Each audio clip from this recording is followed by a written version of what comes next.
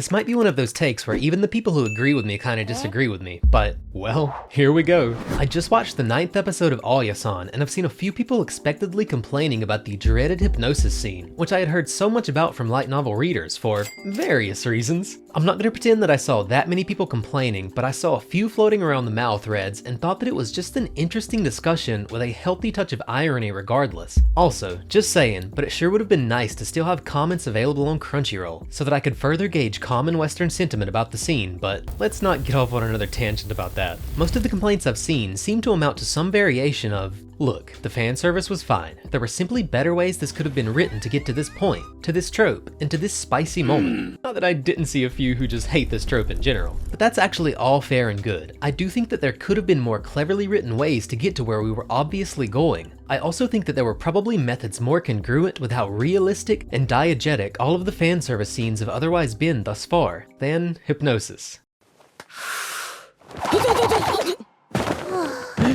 The scene certainly sticks out in that way, as in it's less verisimilitudinous, more difficult to buy into in the same way as previous fan service scenes. And in many ways, this scene felt like an actual example of what many people were complaining about in episode 2's Yuki introduction scene. That is to say that this was basically just, LOL, trope achieved. But the episode 2 scene actually had a relatively clever way of using the meta of anime, light novels, and otaku culture. It understood and functionally played with the meta, not just using degenerate name drops and lazy presentation of generic tropes to fill space. For example, how Yuki justifies her pretending to be Kuze's childhood friend even though she's his sister. Not only does this make logical sense in retrospect, knowing more about their family dynamic now, but this is funny in particular because they are of course otaku themselves, and she gives precisely the type of argument you could expect from an otaku. We're childhood friends, otaku buddies, and siblings, and all of those things can be true at the same time! After all, I've heard many equate these two tropes in saying that the appeal itself is functionally the same. Both tropes, the childhood friend and the emoto, can be defined by the appeal of a character who the MC has known their entire life.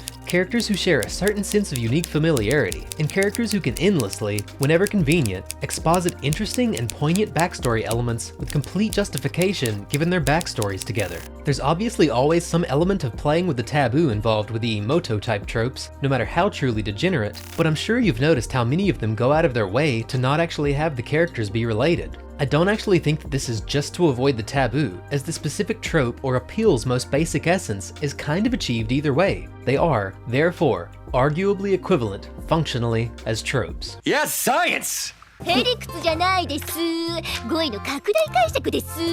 Yes, I'm perfectly self-aware of how ironic this take is, given that she herself complains that it's only good if they're related. But, disregarding that equally otaku and yet completely contradictory joke, these meta ideas and how they're toyed with in both of Yuki's introductory scenes are precisely what makes the dialogue in episode 2 so much more clever and so much funnier, not just for passerbys relishing in the strange novelty of anime, but for older fans who well understand the meta, for those who feel that they're truly in on the jokes at more than a surface level, and have seen what the jokes actually look like when executed at a truly shallow surface level. The episode 9 scene, however, really did kind of just feel like, LOL, hypnosis trope achieved. The scene begins, and you're kind of hoping they'll find some clever or interesting meta approach to justify where it's obviously going, but I personally didn't notice anything of the sort amidst the context of the scene or the dialogue used here. Just a few basic name drops of degenerate tropes.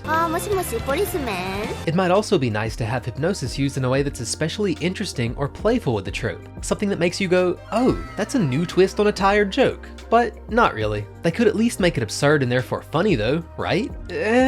I'd say that this is pretty low for the bar the show has set thus far, and even though this is our first chance to see Yuki and Kuze team up in cultured otaku shenanigans towards mutually beneficial and degenerate ends, it managed to, for me at least, be one of Yuki's least entertaining scenes, one of her least unhinged scenes, and one of her least sexy scenes as well. This was nothing like her "I am the final boss" scenes, her motorboating her maid for self-comfort, her villainous ways of teasing and torturing Alya with both literal and metaphorical spice, her repeatedly ambushing her own brother to tease and play out her twisted otaku fantasies, her accusing them both of cucking her, etc. So then all that you're left with is the actual fan service appeal of the climax of the scene, but even that came off as tame and limp-wristed, especially considering how well animated, how wonderfully and degenerately metaphorical, how well character acted many of the previous fan service scenes were. To be honest, if they had capped it all off with Masha and Alya unbuttoning each other's shirts and making out, or I don't know, licking that strawberry jam they love so much off of each other's stomachs or something, at least the scene would have some real life to it. うわ、これは神作認定せざるを得ない。 And before someone asks, are you asking for something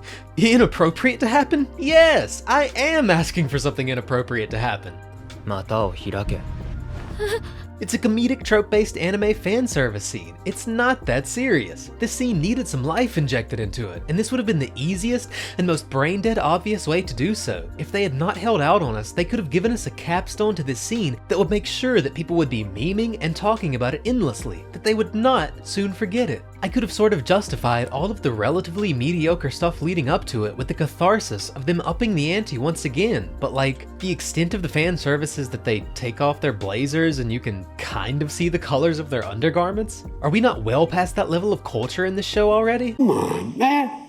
What are we talking about? And therein lies the question. Who was this scene ultimately even supposed to be for? What was the purpose of it? It didn't contribute to the plot. There's no particularly clever use of the meta or the tropes, just name dropping. It's not particularly funny compared to previous scenes, even though the cultured sibling team-up had so much potential. And it's not that sexy either, even though this is allegedly one of the spiciest scenes in the novels. It really does just feel like a waste of time, even for the gooners like myself, who would usually be forearm deep in the mal threads defending the scene, even if it didn't necessarily contribute to the plot in any meaningful way. This is why I tend to argue that if you're going to have fan service and referential cultured bits, in most cases, you really should just commit to it. Say it with your whole chest. Get it? Your whole chest, as opposed to what we got here? I'm sorry. We're sorry. Sorry. The point is, I think the actual safest route in anime is often to not play it safe at all, because otherwise you risk having a scene like this that just seems to offer nothing substantial to anyone, no matter what they came here for. If they had gone ham with the cultured references, had the most unhinged and absurd comedy come out of the sibling team-up, maybe even used the D-Gen elements and the discussion of tropes to establish some new dark, twisted, or comedic form of characterization, and most importantly, made this the sexiest and the most controversial scene in the show, as it was allegedly supposed to be anyway, I think that it would be an infinitely better scene. I think people would still be talking about it, and I think everyone would have at least gotten something out of it, no matter what they came here for. And to be honest, contrary to what some people are complaining about given this scene, I think this is the ultimate insult. This should have been, especially based on what I've heard from light novel readers, the spiciest scene in the series before it goes full plot. Like, actual plot, not like this plot. Sorry. But it was just so tame, so limp-wristed, so just nothing. As it stands, I find this allegedly controversial scene mostly just boring. A waste of time which, by being half-cocked on all of its most controversial elements, winds up failing to offer anything substantial to anyone, no matter what they came here for. It's not quite sexy enough, but it's not really wholesome either. The jokes aren't absurd enough to be funny, the dialogue and the use of the hypnosis trope isn't clever enough to make me appreciate the use of the meta, or feel like I'm seeing anything new. It doesn't move the plot forward, it's just a relatively boring scene amidst a show and an episode that I otherwise find mostly enjoyable. By attempting to water down and sanitize this controversial scene, by playing it safe with controversial materials to appeal to broader sensibilities, I think they winded up creating a scene that doesn't especially appeal to anyone, and will have little staying power. Ultimately, the real question I find myself asking is the same one that fanservice haters are often heard asking about scenes like this. If this scene were missing, would we really be missing anything other than we did the trope? Would anything have been missing other than the novelty of Yuki and Kuze teaming up on some mildly cultured shenanigans for like 2 whole minutes? And having the two sisters lay their minds bare, we did get the characterization of Masha being motherly and caring, and Alya secretly wishing to be pampered and cared for, but like, we the audience kind of already knew those things anyway. And I think that's really all that's there. Anyway, I haven't covered the show since episode 4, so I should quickly clarify that I am still enjoying it. Even if Makeine is the one that's actually living rent-free in my head at this point, and the one that I'm most excitedly writing my next script for. Look forward to that. But anyway, What do you think? Was this scene justified? Did it arrive naturally? Was there anything clever or meta about the context or the dialogue you noticed that I didn't appreciate? Was there some substantial plot progress or characterization that I'm taking for granted? Or do you just think that I'm nitpicking, wrapped up in my own head as I often am? Do you completely disagree and just think that it was a fun scene, as funny as any of the other previous shenanigans? Did you, unlike me, spend this entire scene with a massive erection?